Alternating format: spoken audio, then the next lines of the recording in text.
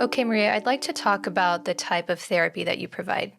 Mhm. So, could you explain what parent child interaction therapy or PCIT is? Yes. And I'm probably not going to explain it in the actual correct definition or a handbook, but what it That's mainly okay. is, Elevator pitch is fine. what it mainly is helping a parent work through certain behaviors their child may be having and working through them differently. So it's a type of therapy that the parent comes in for, and you go through a set of protocols that are going to change the way that they look at the child, change the way that they talk with the child, and helping setting boundaries with the child. So we're doing this, we're getting away from a lot of that old thinking of, how we discipline our children and in introducing new interventions. So having conversations with them, making sure that we're talking to them in a way that is not negative or dismissive, which sometimes we do and we don't even know we're doing. So cultivating that relationship of trust with them, making sure we're having time with the children every day. Again, cultivating that trust with them to help build the relationship to then change the behaviors that the child may be doing just because of again the interaction that they have with the parent, and realizing how as parents sometimes that how we act then leads the child to have a reaction to that. hmm And who can benefit from these kinds of services? Like, do you offer this to families with autism too? Yes, yes. Anybody can benefit from PCIT. It doesn't just have to be a child who is autistic. If there are certain behaviors your child is displaying, you can definitely benefit from PCIT. If you want to build a better relationship with your child, PCIT. hmm So there's the age range that it is good for, which I think is like up to 8 or 9 or 10, but I think they're doing studies on how to do it with older individuals as well. Okay. And it is evidence based, correct? Yes, yes, Yeah. it is. I don't know too much about it, but from the research that I've done, I've read that it is actually like a mix of play therapy and ABA, applied behavior analysis. Would you agree with that? Mm, not. I mean, it could be kind of play. And I mean, there may be some of the interventions there, but definitely it's pretty different. Okay. Mhm. What are some specific goals that you might work on with a family?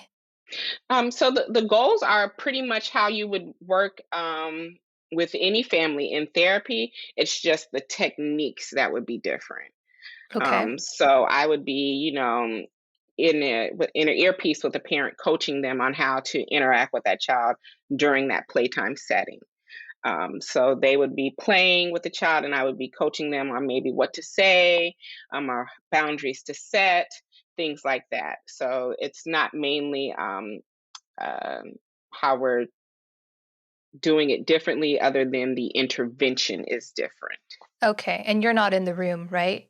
Not well, sometimes you may be, depending on the space the person has, Okay. but you can definitely do it online through Zoom. You can definitely do it through the two-way mirror, which a lot of people have. And then there's sometimes where the person is in the room, but they're not interacting with the two individuals. So they're in maybe in a corner over here, hmm doing, the talking through the earpiece. So yeah, it just depends on the space the person has.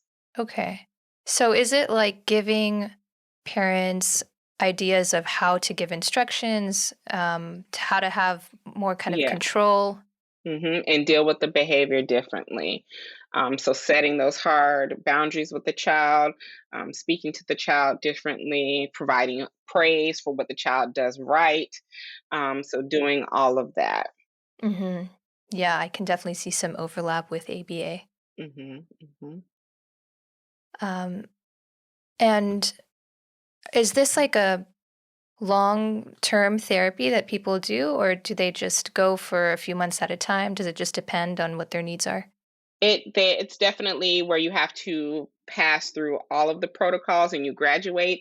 I wouldn't necessarily say long term because once you master your levels and you go to the next level, and then once you've mastered that level, then you are complete and you have the skill set to show that you don't need the therapy anymore. So you have to show. I don't want to give too much away for parents because then they'll go in and try to master it on the first day, but Okay. you have to master certain skills that the therapist is teaching you. And once you've mastered those skills and you're set to do it on your own, you've proven that you don't need the assistance of the therapist anymore.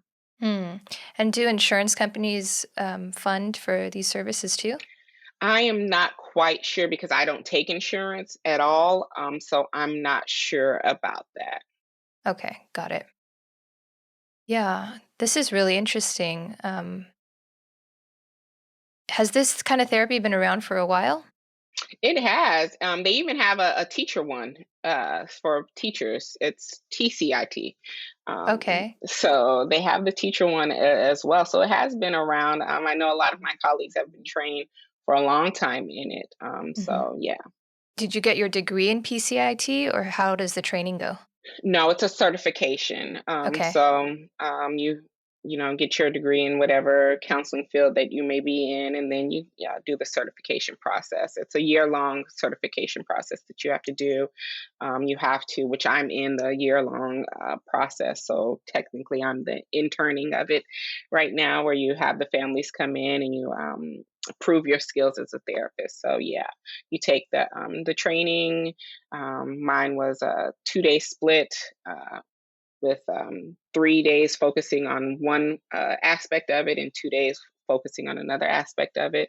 So you go through a year long process with a supervisor for your internship. You turn in tapes.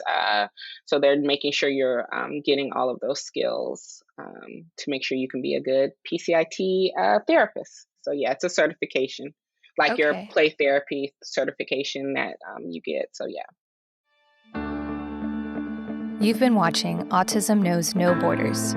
If you like this video, please give it a thumbs up and subscribe to our channel. Also, we'd love to hear from you, so let us know what you think in the comments section. Click here to watch this interview in its entirety. You can also find us on your favorite podcast app. Tune in each week for engaging conversations of how people across the globe are inspiring change and building community. Thanks for watching. Take care.